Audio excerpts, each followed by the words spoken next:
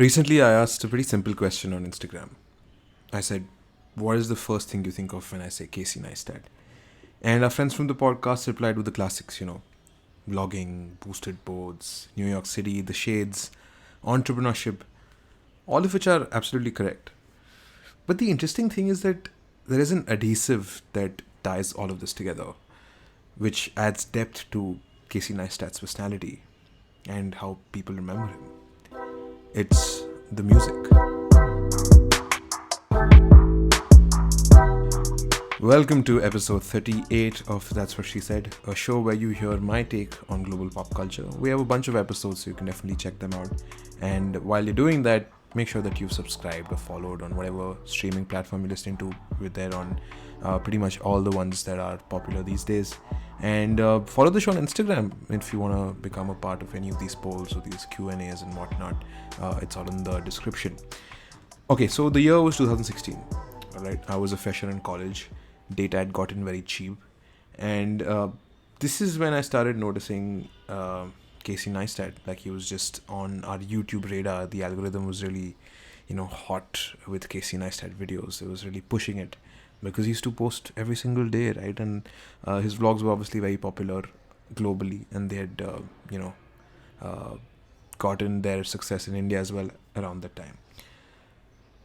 And that's when it struck me, right? Like, his videos, you could see a time lapse of New York City or whatever, the freaking rivers and lakes and whatnot. And he used this as a motif. He used this as a storytelling device. The YouTuber Voxgeist actually has a pretty interesting video on how he sources these songs. Essentially, he used to call up producers from across the globe, and he just used to say the mood of the song, which should be punchy, it should be uplifting. And it makes sense, right? A lot of Casey's video, although brilliantly done, are just him doing random chores in New York City. Like, his daily vlogs were basically him doing his day-to-day shit. And if it was somebody else who was handling that, it could probably get boring because it's mundane. But the effort that he puts into the camera angles, the structure, and the music, the video just seems so much better. But coming to the music, the music actually has a subgenre attached to it. It's called Chipmunk Soul and was kind of pioneered by Kanye West in the early 2000s. So it goes like this, okay? You have a sample, usually from an old soul song or an old blues song in the 50s and the 60s. You pitch it up, and then you add some beats. That is essentially the recipe of a Chipmunk Soul track. And the reason why it was called Chipmunk Soul was because of Alvin and the Chipmunks. I'm pretty sure you've heard about them. And that's why I think there's like a double-layered nostalgia attached with Casey's music now. If you're in 2016 watching his videos, you were reminded of the era of the 50s and the 60s where you had legends like Dean Martin and Ella Fitzgerald. But if you're watching those videos now, you're probably reminded of the time when you were in college watching this man who just loves running for some reason and horsing around with his wife, who's quite funny actually. And that brings me to the most undeniable and the most humbling part of Casey Neistat's music. That people try to emulate it, that people try to copy it.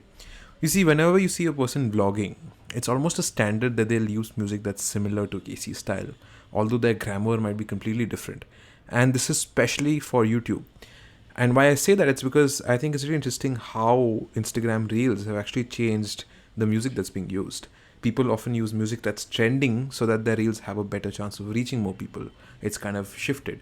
Okay, by the way, side note, Casey doesn't make YouTube shorts or Instagram reels, but he started this channel called Casey Neistat Snap Stories, where he used to post short form content 6 years ago. So clearly he's ahead of the curve, but he doesn't post there anymore, so bad luck. See, all in all, I just want to say that Casey Neistat has had a huge impact on not just how people vlog, but also the kind of music that people use, and effectively what the vibe of the video should be, that it should be uplifting, it should be a slice of life, and it should be fun and entertaining. And he obviously tells us to do what we can't and whatnot. So the next time you're watching a vlog, Casey or otherwise, think about the music, listen to the music, and see if this checks out. That was episode 38. Thank you so much for listening. If you want to support the show in any way you can, go to the first link in the description, and I will see you for episode 39. Bye-bye.